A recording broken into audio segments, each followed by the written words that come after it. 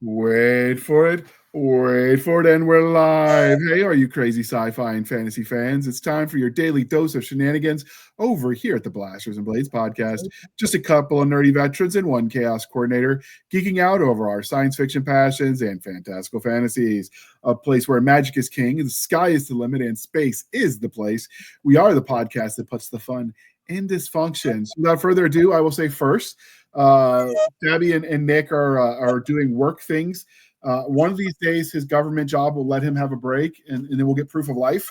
I am not convinced we're not talking to an AI at this point. Maybe Stabby murdered him and hid the body. We don't know. We don't ask. In their stead, we have the lovely Jana S Brown as our co-host. Ta-da! I want the title. No, we have to stop here for just a second. I think that we're getting to the point that I've co-hosted enough now that I want the title. We have to think about this. If Stabby's the chaos coordinator, and you and Nick are the nerdy veterans, and I've been on as much as I have.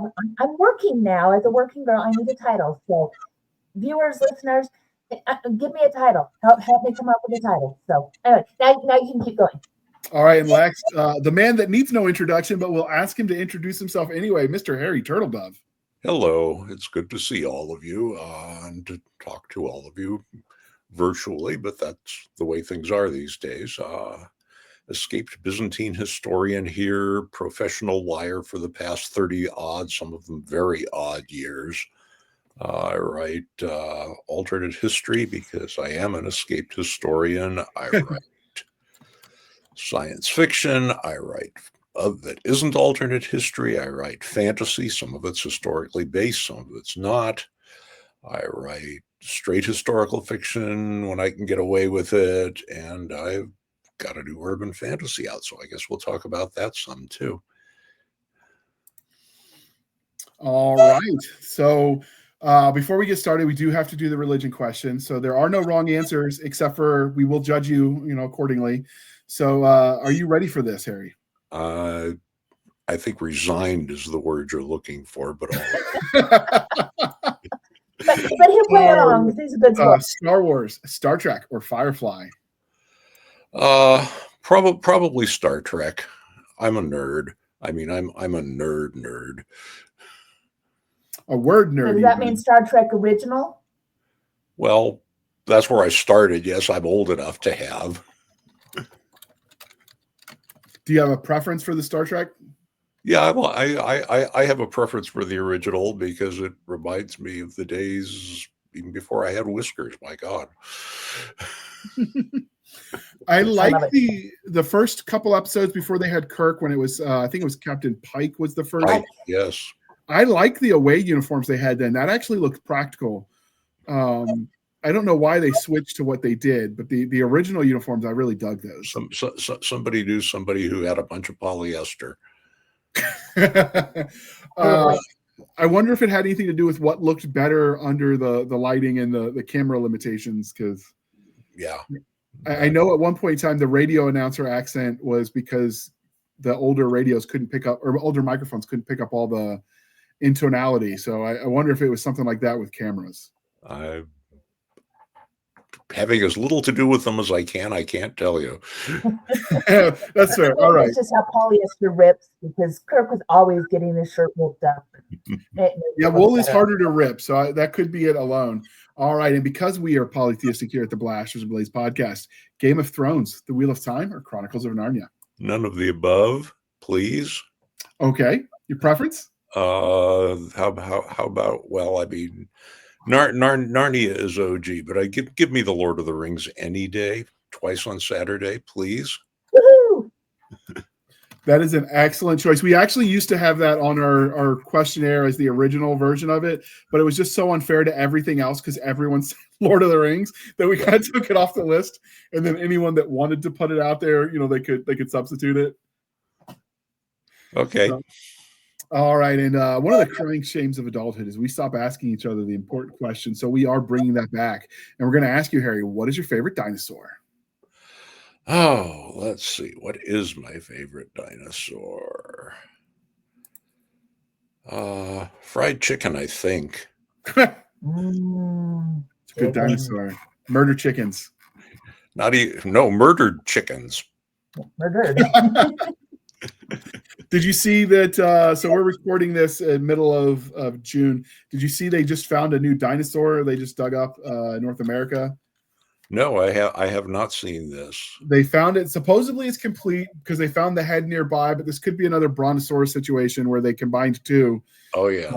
And so they don't know. The brontosaurus one, I understand, it was actually a practical joke that kind of got away from itself. But if this happened, it would be less intentional. Yeah, I'm curious to see what comes out of that. I know the National History Museum, what is it? The National Science Museum, I think, is the one that does it in the Smithsonian. I know they're investigating further, so be interesting in the next couple of years to see what happens with that one. So, all right, and finally, we are civilized human beings here at the Blasters and Blades podcast. We are no longer knuckle dragging troglodytes. So, coffee or tea, and how do you take it? Coffee, cream and sugar. Excellent. Did you drink before you went into academia, or did it start while you were I discovered the joys of caffeine when I was in graduate school, and yes, they saved my life a lot of the time. Okay. I drank a lot in coffee in college too. So what is your first memory? Like, how did you find, obviously you love speculative fiction, which is kind of the umbrella term for sci-fi, fantasy, and all the things. How did you discover your love of it? I was in the 3rd grade, and my elementary school got itself a school library, and it had books in it like The Enormous Egg and the Mushroom Planet books and like that. And in my classroom, there were magazines with the Miss Pickerel stories in them, if anyone besides me remembers those. Even then, I didn't think they were good. Even then, I didn't think they were very good, but they were mind-stretching, which is not the same thing. So that got that me. Place that you start. And then when I got when I hit 11 or so, I found Andre Norton and Robert Heinlein and John W. Campbell's Analog, which had just turned to Analog from being astounding, although I didn't know that at the time. And I was basically hooked forever, and science fiction has shaped my life ever since, in a very literal sense.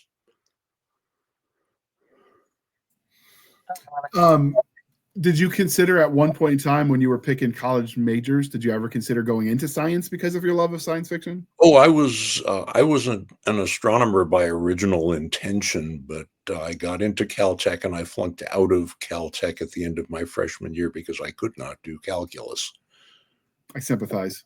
And still yes. And so I ended up with a year at Cal State LA, getting my GPA back up to the point where it was visible to the naked eye, and the naked eye in question was my draft board, because the year was 1967-68, and that was a very relevant consideration. Absolutely. And then I spent my last 2 years of undergrad and a whole bunch of time in grad school at UCLA, and that made me the mess I am today, or helped. So were you always interested in history as well? No, that was Sprague de Camp's fault. Oh, go on. I had read some things by him. I'd read some of the Krishna stories. I'd read The Incomplete Enchanter and maybe The Castle of Iron. I don't remember for sure about The Castle of Iron. And I was 14 or 15 when I found in a secondhand store a copy of Lest Darkness Fall. And because I found that copy of Lest Darkness Fall, then my life since is an exercise in alternate history on the micro-historical level. Because if I hadn't had found that book and started trying to find out how much Sprague was making up and how much was real, and the answer is not a whole lot and quite a bit, respectively. Let's see. I wouldn't have the degree I have because I got hooked studying Byzantine history. I wouldn't have written most of what I've written. I would have written something, any which way. I already had the bug, but it would have been something else. I wouldn't be married to the lady that I've been married to for coming up on 45 years, because I met her when I was teaching at UCLA, when the fellow under whom I had studied had a guest gig in Greece. I wouldn't have the kids I have. I wouldn't be living where I'm living. As I say, other than that, it didn't change my life a bit. Just the tiny bit. Yeah. I know college cultures ebb and flow. I know when I was majoring in history as an undergrad, they always warned you that it's right up there with marine biology, and it qualifies you to be a barback or a history teacher, and that's about it. Was that the resounding wisdom at the time when you were in school? Oh, sure. I mean,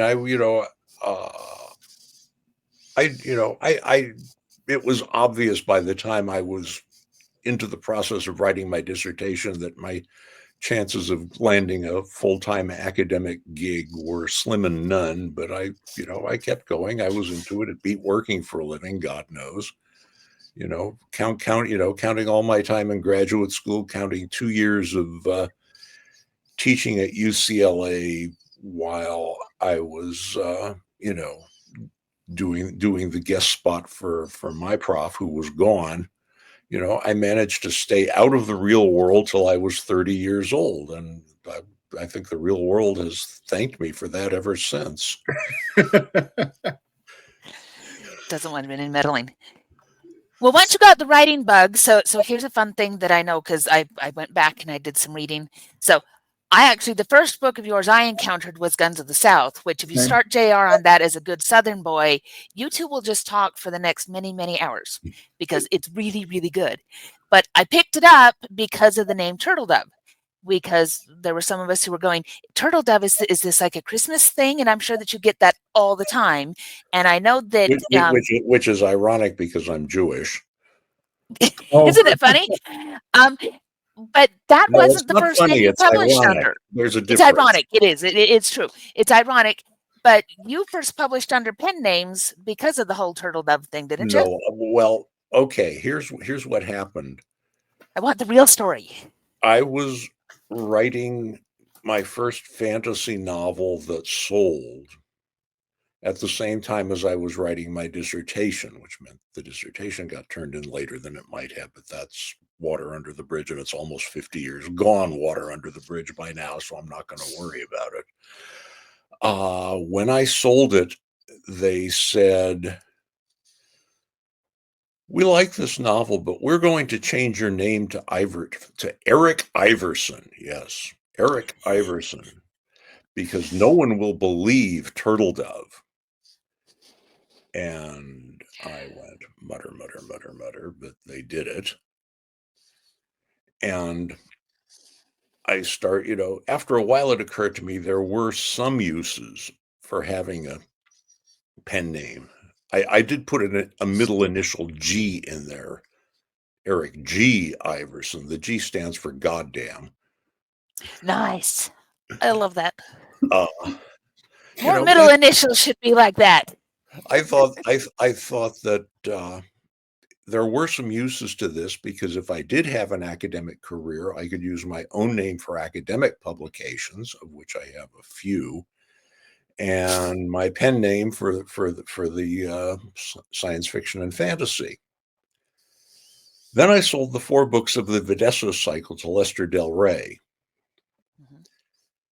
And Lester said, well, I like these, but I don't want you to be Iverson anymore. And I said, but I kind of gotten to the point where being Iverson is useful to me, and I had published enough short fiction in the magazines that people were starting to know who Iverson was. And so I'd really like to keep Iverson if it's all right with you, sir. And of course, Lester did what Lester wanted, not what you wanted. And he said, well, you can keep Iverson if you want to, but if you do, I won't buy these. Ooh. Which persuaded me, since he had the mojo and I didn't. So I may be the only writer in captivity who had both his pen name and his own name imposed on him by force. I don't know that that's true, but I think it's fairly likely. So have you gone back and reclaimed all of the Eric Iverson books and rebranded them as you now? Well, there was only Were Night, which was published which was broken in half because it was longer than they wanted. They published it as Were Blood and Were Night. And yes, I not only eventually got the rights reverted, but once I did get the rights reverted, I translated it into English and sold it to Baen. It wasn't English the first time? I thought it was at the time. Okay. I see what you're doing. Little updates, little ones. So how did you go from writing, more traditional sci-fi and fantasy to the alt history side of things? Well, it sort of comes naturally from what I do. I mean, I am trained as a historian, and the technique for extrapolation in alternate history and any other kind of SF is basically identical. It's just put on a different stretch of Robert A. timeline. In ordinary SF, you change something in the present or in the near future, and then you see what things look like as a result of the change in the farther future. In alternate history, you change, excuse me, you change something in the more distant past, and then you see what it looks like in the more recent past or the present. It's exactly the same technique, just used in a different place on the line. So it's sort of natural that a lot of people think of science fiction, of alternate history as a subset of other science fiction. I'm not the only SF writer who has, done this same kind of thing. Heaven knows. Mm-hmm. I have done a lot of it, I admit. Have you set any of your alt history timeline stuff in Byzantine, since that's what you focused on? Oh, yeah. I'm taking notes because these are ones I haven't read. Oh, okay. Well, I mean, the specifically, there's a lot of Byzantine-based fantasy. Okay. There's a ton of that. There are 11 books set in Videssos, which is an analog of the Byzantine Empire. There are 3 books set in a non-Videssos Byzantine-based world. But the Byzantine alternate history specifically, I have written, it's a paste-up novel of half a dozen novelettes and novellas that ran in Amazing and in Asimov's, and the title is Agent of Byzantium, and it's set in a 14th century in a universe where Muhammad did not found Islam but converted to Christianity on a trading mission up into Syria and ended his life as an archbishop in Spain, writing hymns like "There is no God but God, and Christ is his son." So here it is in the 14th century. The Byzantines and the Persians are still facing off in the Near East as, in the same sort of fashion that we in the Soviet Union faced off for half a century and still are to a degree. And, suddenly technology is beginning to pick up. There are new things being invented, and the Byzantines, who were not aggressively liberal in their thinking and not aggressively addicted to change, have to figure out what the hell do we do with all this new stuff. And that's one of the things my hero has to deal with. Mm-hmm. I guess I'm making a trip to my library this weekend because now I want to read those books. I don't know how I missed them. Okay. If they don't have it, I will have to request it. So if you get a random purchase of these books that just make no sense to you, it's our library.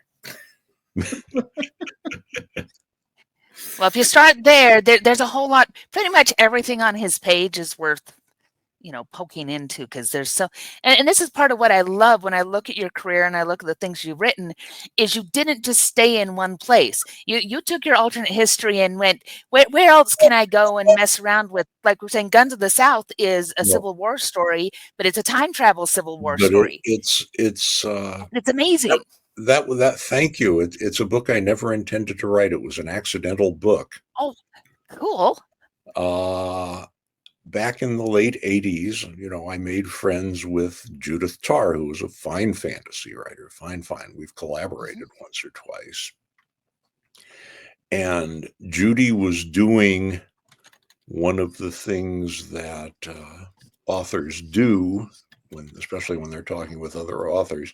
She was pissing and moaning about the cover art she had coming up for a book that was coming out soon. And she said, "Oh yeah, we never do that." No, never. It never happens. I know. And she said, "This is as anachronistic as Robert E. Lee with an Uzi." And I looked at that line and I thought, I can do something with that. And did. I wrote her, this was before either one of us had email. We were writing back and forth. She was on the East Coast at the time, and I was in LA, which I still am. And I added a hand scrawl PS at the bottom of the letter after I printed it out. Who'd want to give Robert E. Lee an Uzi?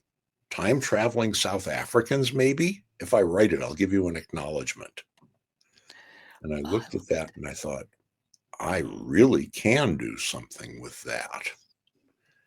And as I say, this was hand scroll. So before I mailed the letter to Judy, I Xeroxed it to make sure I didn't lose that. And I was in the middle of writing 2 Byzantine fantasies for Leicester, so I had time before I needed to start writing it. So I spent the next year researching and the year after that writing it. And then I sold the damn thing. And it's, I thank Judy for that one from the very bottom of my heart, because that's the book that let me quit my day job. Are you a fan of World War II history? I asked that because I noticed some of what information they used and when with regard to Guns of the South reminded me of some of the Enigma machine questions that they had to ask. Yeah, well, I have necessarily a certain interest in World War II history. You probably that I've written the World War books about the aliens who invade in 1942. They were amazing. Thank you. I was thinking about those since the as early as the 1970s, and starting to buy research material, that would help. I didn't write them then for 2 reasons. One of which was that I suspected, and I'm quite sure I suspected accurately, that I wasn't nearly enough writer to do it yet.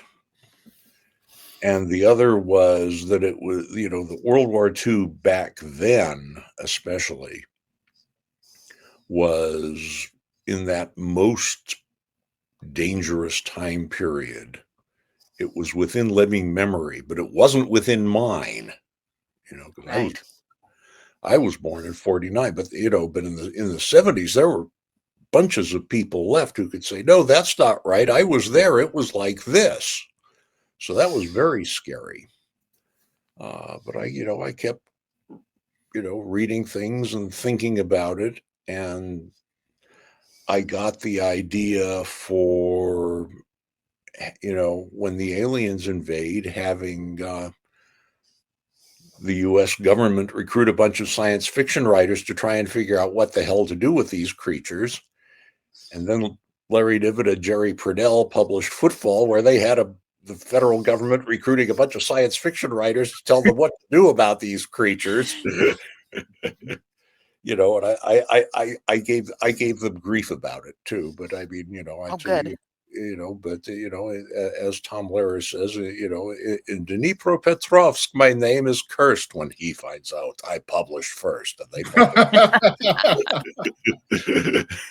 So, you know, I contented myself with one guy who wasn't a science fiction writer, but was a science fiction reader and became important as a result of that. The ironic thing is not too recently, I want to say it was like 2018 timeframe, the Marines actually did pair up some science fiction writers with Marines at the War College and had them game out some future war scenarios. This kind of stuff has happened before. I thought it was groundbreaking, but that doesn't mean. Do you know what John Campbell's and Ted Sturgeon's World War II jobs doing their bit for the country were? No, actually, no. I don't. They worked in the Empire State Building, writing and editing radar manuals, and I bet those were the best goddamn written manuals in the entire military. That would be awesome. Mm-hmm. I'm always amazed when I realize Heinlein actually helped design spacesuits and dive suits, because you think of him, you know, being sickly and then the midshipman and then his works, but he actually worked in the space. So it's always surprised me when I find out other sci-fi peoples had jobs in that kind of space before. It's always kind of shocking, although I guess it probably shouldn't be. No, I mean, you know, a lot of, especially back in those days, a lot of SF writers had, you know, science or engineering backgrounds. You know, DeCamp did too, and you know, and ended up working on aircraft design in Philadelphia. So, are there any areas of history you won't touch with your alternate history? The recent past, because if you write alternate histories about the recent past, you're not writing alternate history, you're writing a political tract. Okay. Mm-hmm. So where's the line for you where it's far enough back that it I haven't ventured north of the Korean War. Okay. I could see that, and that's past living memory. I would imagine. I don't think there are many of them left. Yeah. Okay. Is there anything you haven't written from a historical perspective that you think would be fun to dive into that you haven't yet?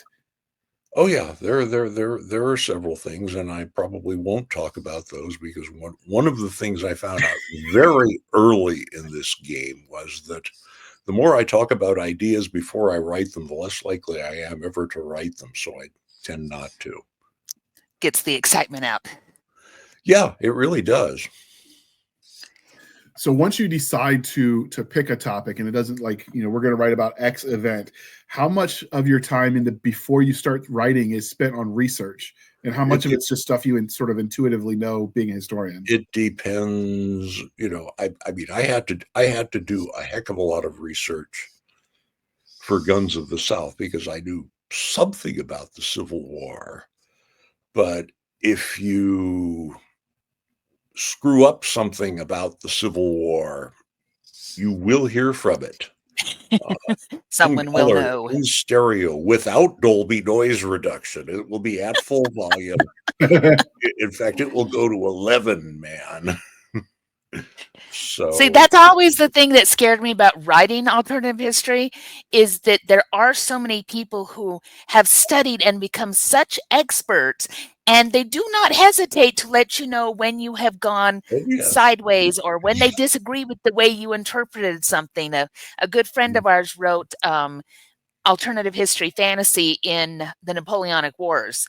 And the number of people that want to correct her about her portrayal of India during 1812 is kind of amazing. And she keeps having to go, it's fantasy. It's fantasy. It is historically based, but I had to extrapolate because there's a lot of things we don't know. Get over it. Oh, yeah. The fans are amazing. That one of the things you rapidly discover as a writer, there is always going to be somebody who knows more about what you're writing about than you do. Always. It comes with the territory. So you've kind of hit the holy triad of you've written about guns, you've written about horses, and you've written about history. So which is the worst fan to irk? The horse people, the history people, or the gun people? Gun people and horse people are very close. That does not surprise History me. people are mostly gratified that I look at this stuff at all. Okay, that's fair. But to have their passion out there is kind of a, yay, he chose us. So is there Because there are anything? lots of times they're just walking. Go, Is go there ahead. is there anything that you've been surprised that wasn't common knowledge about historical events that you thought would be? I'll give you my, for instance. Historical knowledge these days is not common knowledge. People don't know. I got my nose rubbed into that when I was teaching. Okay. I had an appointment at Cal State Fullerton, part-time gig teaching Western Civ. And there was this woman who came in and she hadn't done real well on the test. And I was trying to explain how the Persian Empire worked. And I remarked, especially, it was relevant because this was either during or just after, I forget which, the Iranian hostage crisis.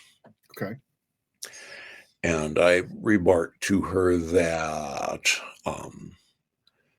Persia is basically the same area that modern Iran is. And she looked at me as if I'd offended her and said, I don't know where Iran is.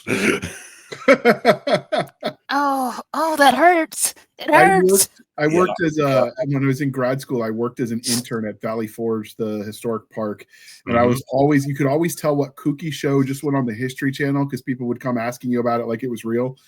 No. I'm like, I actually am in the congressional records, the congressional library, for my being fired from the internship the day after my internship officially ended, because I offended one of the people who didn't know.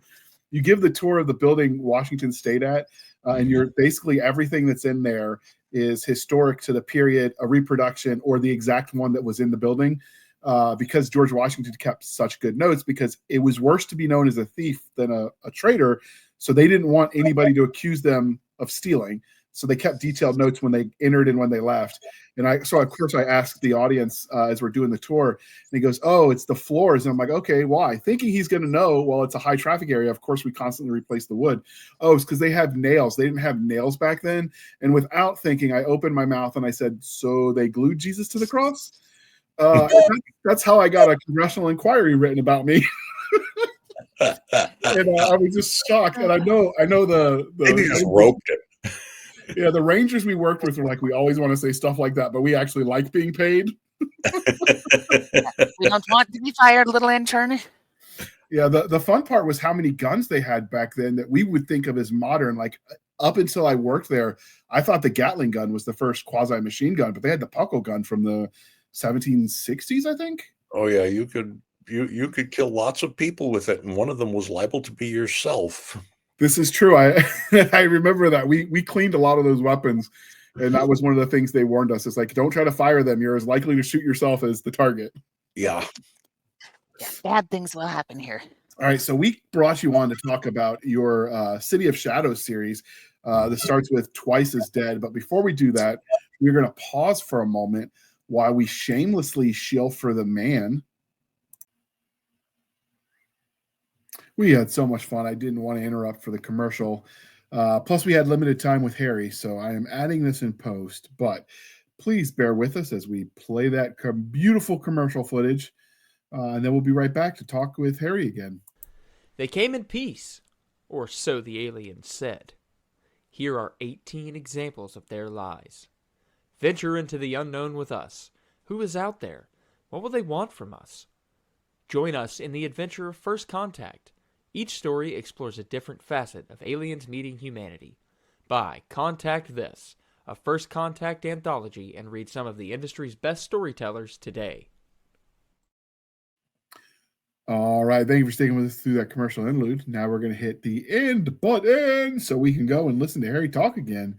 Wait for it. Wait for it. All right. Thank you for sticking with us through that commercial interlude and through the magic of post-production. I will insert that commercial later, and we're going to keep talking to Harry because I'm having too much fun to stop it for something such as silly as marketing. So the City of Shadows series, where did you come up with the idea that is Twice as Dead and the series that this became? Well, it's set in Los Angeles in the late 1940s, which is at and just before the time I was born. So it's a time that I almost know from experience, but not quite. Mm-hmm. And I thought, well, okay, it's an interesting time to write about because race relations throughout the United States are still, how do I put this politely, unreformed, let's say. And the cops in Los Angeles in the late 1940s are some of the most corrupt cops in the entire country. And believe me, in the late 1940s, that's really saying something. Yeah, significant. And so I thought, what happens if we add vampires and zombies and ghosts and also a smart-ass talking cat? And we throw him in there too, and we write and we see what the heck happens. So I wrote and I saw what the heck happens. Just in case anyone does not know, when I write, I am a serious pantser. One of the major reasons I write is to tell myself the story. So the cover, I mean, I'm looking at these covers, and you nailed the vibe that you're going for with the noir. These covers were stunning. Arc Manor outdid themselves with these. Yeah. That's the publisher, dear listener. Well, for the first one, I actually dug the dress that the vampire is wearing out of a Sears catalog and suggested it to the artist. So awesome. That is awesome. Also the hairstyle, Mm-hmm. So yeah. Well, without giving away spoilers, because I've read this one and the next one is on my Kindle. One of the things I love about it is that it is that 1940s noir style with the paranormal on top of it, and you don't see that well done most of the time. It's an interesting thing that a lot of our modern things like Harry Dresden and that kind of thing, they're taking that noir and making it very modern. And so Harry is the detective doing all these things, and he has the snarky thing, but he's noir, but he doesn't have the 1940s original classic noir feel. And this one, from the first page, when you open it up and it describes his office, you're reading Raymond Chandler, but now it's got that noir feel to it. It's got the vampires. I have read some Raymond Chandler there. If there's any in there, I would not be astonished. But it wasn't particularly, the style riffs were not intentional. The vibe definitely was, Well, you nailed it, because I'm like, this feels like my husband has a huge love. He loves Raymond Chandler. He loves Nero Wolfe. He loves all of the classics.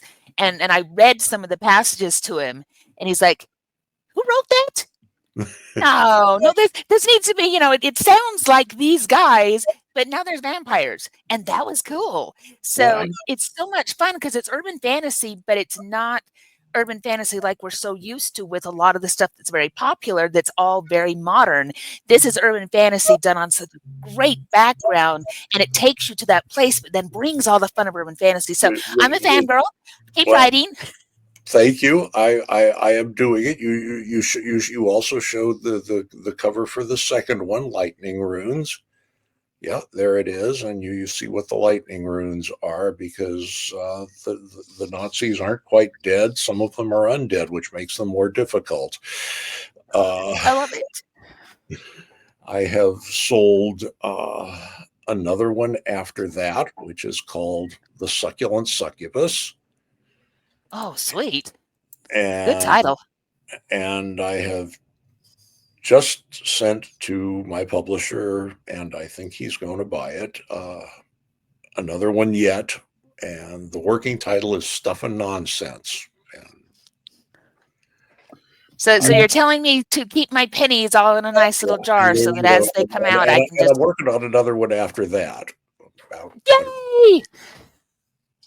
2/3, 3/4 through the fifth one.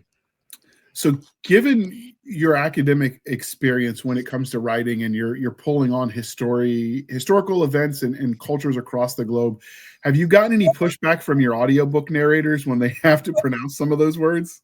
I haven't got pushback from them. They've asked me how I would pronounce them sometimes. So that's legit.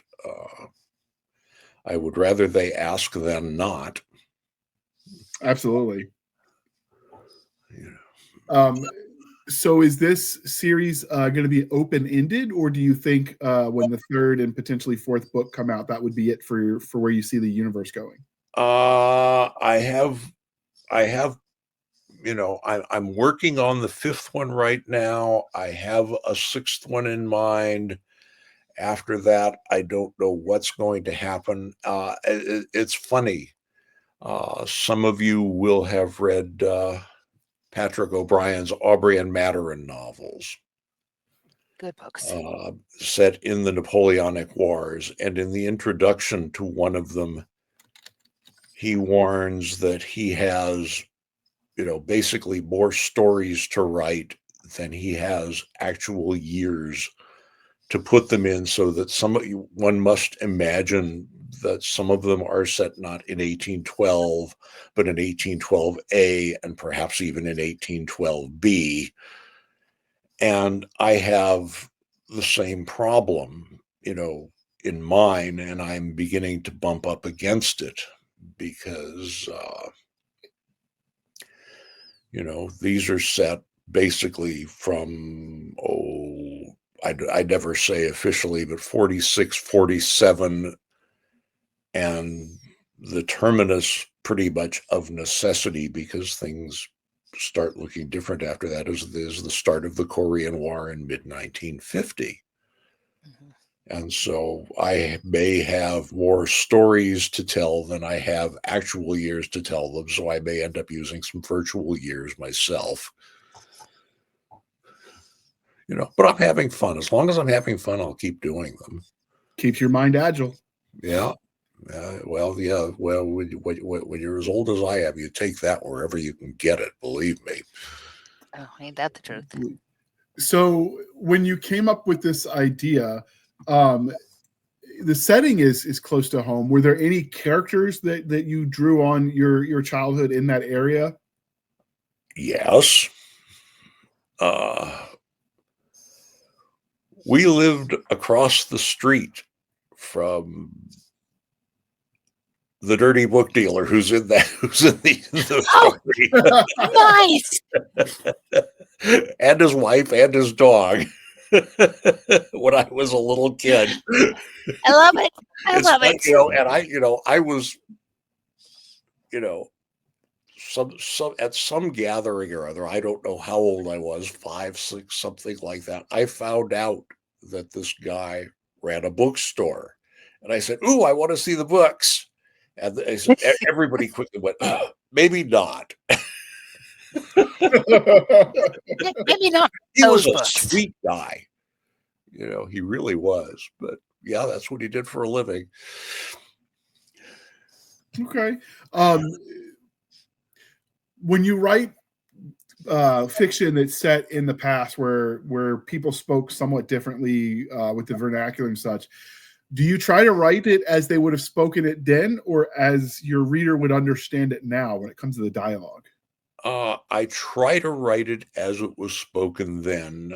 Sometimes you have to make concessions not to. There is one particular unpleasant word that was in very common usage in the late 40s and isn't anymore, thank goodness. Mm-hmm. That does show up in Twice as Dead once, but only once. Okay. I know that was a consideration with one of the stories I was writing for a publisher, and I ended up going a different direction because I didn't want to try to get the way soldiers in the 40s would have talked, because I imagine it's not exactly what I would expect from infantrymen now. I think you'd be surprised about infantrymen now. I don't think that's changed in the past 5,000 years. I was told that the infantrymen from World War II didn't cuss in the same way we did when I was overseas. I can't speak to it. I don't know. My grandfather, who was an infantryman in World War II, swears that they never cussed. I don't quite believe that, but I'm not sure where the truth lies. The truth probably does lie, yes. Yeah, it may have depended on the audience because, as far as my grandfather's concerned, his fainted mother would roll over. Yeah, among themselves, I am quite sure they said a lot of things that would make anybody blanch. So, are there any specific historical events that you had fun working into the City of Shadows series? Oh yes, a lot of the police corruption that I threw in there is perfectly real police corruption. Sergeant Elmer V. Jackson was really Sergeant Elmer V. Jackson and was just as obnoxious as I make him out to be, or more so. This was a guy who had a prominent Hollywood madam as his girlfriend. He was on the Vice Squad. Mm-hmm. Had a prominent Hollywood madam as his girlfriend, and she was also paying him off, not just with her fair white body, but paying him off with greenbacks, to let the brothel alone. So yeah, Okay, and of course, in real life, all the people who got busted in this scandal when it finally broke, they walked, because who's going to convict a cop? That's disheartening. Did they walk in your universe? Yes. Oh, okay. I thought you might have given them some justice in fiction. Nope. Okay. Do you have a favorite character in this city? Probably the cat. Okay. I was going to say the cat's my favorite one. You always struck me as a dog person when I read your book. So when you said the cat, I was like, I guess I was wrong. No, there are 3 cats in this house. Okay. There have always been cats. Now, did the cat that you wrote in your book bear any resemblance to cats you currently cohabitate with? Well, he looks like our fuzzy boy Hotspur, who is a fluffy orange tabby. Okay. Hotspur mostly says things like "map," so he talks more. I love it. So, is there a defined bad guy that you could tell us about in this series that isn't a spoiler? Because obviously, I don't. It doesn't quite work like that. There are several interconnected cases, but some of the bad guys go all the way back to Assyrian mythology. I'll say that. Okay. Mesopotamia was a crazy place back then. Oh yes, and hasn't changed a bit since. No, the sand is just as sandy. No, the fan has hit the shit right now because the Israelis are bombing Iran. I caught that in the news before we logged on. Yeah. So does the existence of the supernatural creatures in this universe change the way technology evolves? Yes. What we did to Hiroshima and Nagasaki in this universe was enormous salamanders, and they're still sizzling. Okay. Is the existence of these creatures known, or is it something that happens in the shadows? Oh no, they're known. They're there. There's a whole district in Los Angeles that's called Vampire Village, where the vampires live or exist. Excuse me. Which is something else I dig. Oh, go ahead. I was going to say, you're just getting up with all of my audio credits right now because now I want this one too. You absolutely should. That was actually one of the other things that I liked because it is different than a lot of the standards that we see. Because a lot of the UF, not all of it, but a lot of it is the magic is in the shadows. And what you've done here is you've really extrapolated the whole, well, if the supernatural, the everything else is out in public, how does that change the way that everything works? So, like you say, pulling undead with the Nazis and having the salamanders and everything else, Dora's a vampire, and very, very cute. All those things, but it's out there, and so you have to think through it. And it reminds me of Glenn Cook and the Garrett Files with that same idea, except his is that fantasy side of it, but it's having to deal with this is all out in public, and this is how it affects the world around us. You know, there is another line that where technology is achieved by magic rather than by engineering, that runs from Heinlein's Magic Incorporated to Poul Anderson's Operation Chaos to my Case of the Toxic Spell Dump. Oh, nice. Which is magic as technology and also full of some of the worst puns in the world, let's just say. Is there such a thing as a bad pun? I don't think so. And it's funny because I got the idea for the Case of the Toxic Spell Dump at the 1991 World Fantasy Convention, which was in Tucson. The hotel where I was staying was on Sesame Street, which amused my children who were of an age where they watched it. Nice. And I was on a magic and technology panel with a friend of mine, and she was saying, however you interact with the environment, it's going to have consequences, whether they're, technological ones or magical ones. And I made a smart ass remark about toxic spell dumps because Alexandra and I just, one of the things we do is sass each other. Mm-hmm. And I got a laugh from the audience, and in the audience were Poul and Karen Anderson. And I got enough of a laugh that I wrote toxic spell dumps on my pocket program so I wouldn't lose it. And a little while later, I thought, Environmental Perfection Agency. And I wrote that on the pocket program. And after that, I wrote the damn book. And I didn't think it was going to be a book when I started. I thought it was going to be a novelette, but I got about 10,000 words in, and I thought this is a novella. And I got about 15,000 words in, and I thought, Christ, this is a novel. And I don't usually do that. I mean, I usually have a pretty good notion of what kind of length I'm going to write to. But I surprised myself, and I managed to stay silly for 130,000 words. That's a long time to stay silly. Yeah, that's harder to get comedy right in the written word because you got to think multiple layers deep when you're writing humor. You should anyway. You don't have to. People prove that all the time, but you should. I have written one and only one and never again. So with this series, is this something you see, because you have done some collaborations with other authors, is this something you see staying as just a Harry Turtledove property, or do you intend potentially at some point to bring other people into the fold? I haven't even thought about it, so I have no idea right now.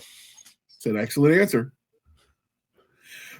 So we're at a point where we can't go too much deeper into the series without spoilers, but I know you've got some stuff coming out soon.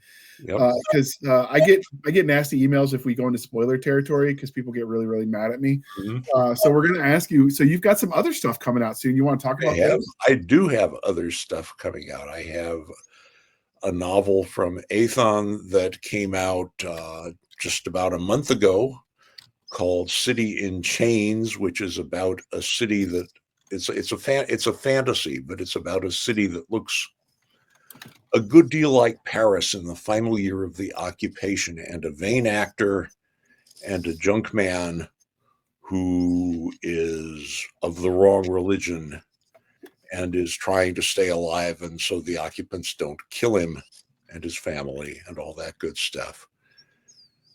are the viewpoint characters. And, one of the things that always has interested me a lot about the Second World War is what makes people resist and what makes people collaborate, and how hard is it to go from one to the other, and sometimes do you have to do both at once. And so that's, those are some of the things that the novel is looking at. And I also have coming out next month another novel from Kasich called Powerless. It's based on a novelette that ran in fantasy and science fiction in 2018. And that, in turn, is based on an essay by Václav Havel called The Power of the Powerless. And in it, it's set in a world where Marxism, Leninism, Stalinism has triumphed as completely as laissez-faire capitalism has in our world. And in it, somebody in the West Coast People's Democratic Republic, he runs a vegetable store, and he gets a poster as part of the propaganda campaign, and it's the one he gets happens to be the oldest, most boring chestnut in the world. It's "Workers of the World Unite." He's supposed to put it in his front window, and he looks at it, and he looks at it. And he ends up crumpling it up and throwing it into the trash instead of taping it into the front window. And the story looks at what happens from there.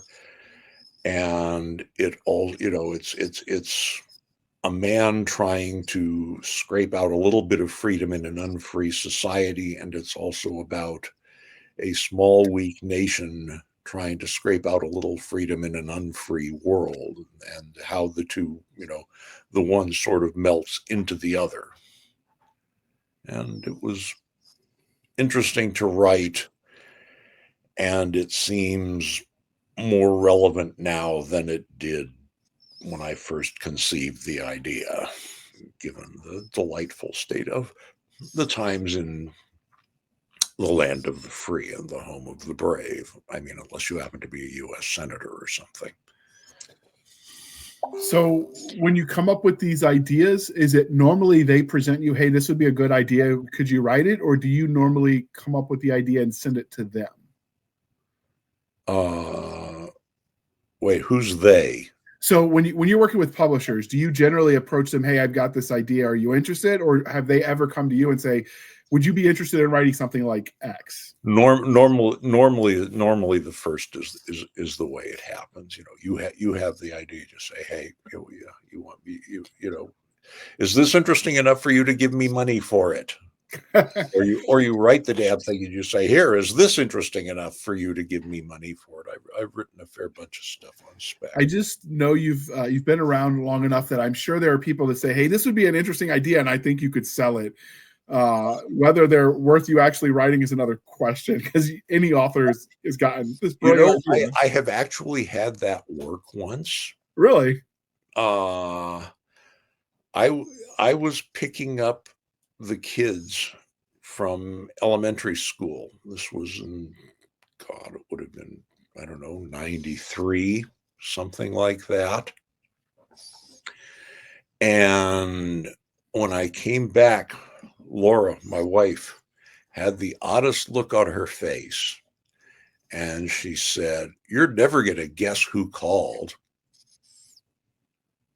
And I was like, okay, who? Because I didn't know. And she said, "Richard Dreyfuss." And I was so flustered when I got the call. I said, "Are you related to Richard Dreyfuss, the actor?" And he said, "I am Richard Dreyfuss, the actor." And what's really funny is the first movie we saw together was Close Encounters. So yeah. Nice. And he said, I'm a fan of your husband's, and he had liked Guns of the South, and he had this idea, And he was, I think what he probably wanted from me originally is a screenplay, but I don't know how to write screenplays. It's a different black art from the black art that I practice. I've tried it a couple of times. I don't know how yet. And we got a novel. It's set in a world. It's set about now in a world where the American Revolution didn't happen, where where the differences between America and Britain were composed, and America is a contented part of a British Empire that's much the most powerful state in the world. Except there are Yankee separatists, and they steal the two Georges, which is a painting by Gainsborough showing George Washington and George III shaking hands as they compose the differences between the colonies and the mother country, and is the symbol of unity between North America and and they got to get it back. And our detective is, tries to get it back. You're just trying to make me poor, because that sounds awesome too. Yeah, I told you this is a very dangerous thing that we're on with the Baen authors that we've been interviewing, because all you've got is a gold mine, and it's a gold mine here and one here and one here, and it's going to take all of your gold. That's what's going to happen. That sounds like what's going to happen. So, was he pleased with the final product when you got it published? It's got both our names on it. He'd better have been. His is first too. Fair enough. It's his idea. That was nice of you. He's also ahead of me in the alphabet. That helps. Makes sense. All right. So, is there anything else you've got coming up besides the City in Chains and Powerless? Are there any other ones coming up? Well, I have, as I say, there are more City of Shadows books coming out. I have a straight historical coming out next year or the year after. It's called King of Nowhere. Oh, nice. It's the story of the Frankish trader who was basically formed the first state among the Slavs in the 7th century. And the wonderful thing about him is that we know he was there, and we know a couple, 3 things about what he did, but we don't know much more than that, which makes him ideal for somebody who wants to write historical fiction. And I did it. It does help when there's not anybody that can disagree with you. Yes, that helps. Oh, there are people who can disagree with me here, but I mean, we'll be quarreling over shadows rather than stuff that's easily backed up. So, you've written a lot of hands-on type experiences from the past. Have you actually gone and put your hands on any of these equipment that you've written about, the swords, the guns? Oh, yeah. No, one of the things I did, you may or may not remember, because he's dead now, a fantasy writer named Chris Bunch, who worked a lot with Alan Cole and did some stuff on his own too. Mm-hmm. Okay, Chris was a LRP in Vietnam, long-range reconnaissance patrol guy. And owned a bunch of weapons, and one of them was a Chinese copy of an AK-47. And I went down to his place with bribes in hand and a video camera. The bribes were a bottle of Jameson's and a pack of Harps, which was his favorite beer. And he walked me through field stripping the AK-47 and putting it back together again. And I had, and I filmed all this. Wow. And it went straight into the novel. And there was one place where he had trouble reassembling it because it wasn't a weapon that he used much. And it was the place where I also had my Confederate guy have trouble getting the pieces to go the way they were supposed to go. And when he read the book, he called me up and he said, "You son of a bitch! I know why you put that in there." That's awesome. The And what? Okay, now you asked, things I've done.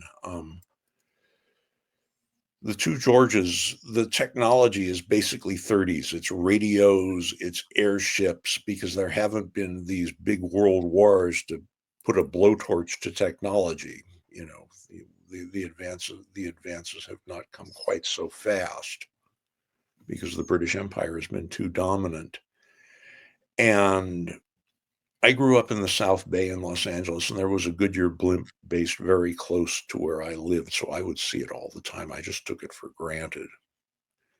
Not like that in the valley, because it's much farther away. But I managed to talk my way on it. So I couldn't ride an airship, a dirigible, but I've ridden a blimp. I've even piloted one for a few minutes. They let you do that if you could talk your way on board.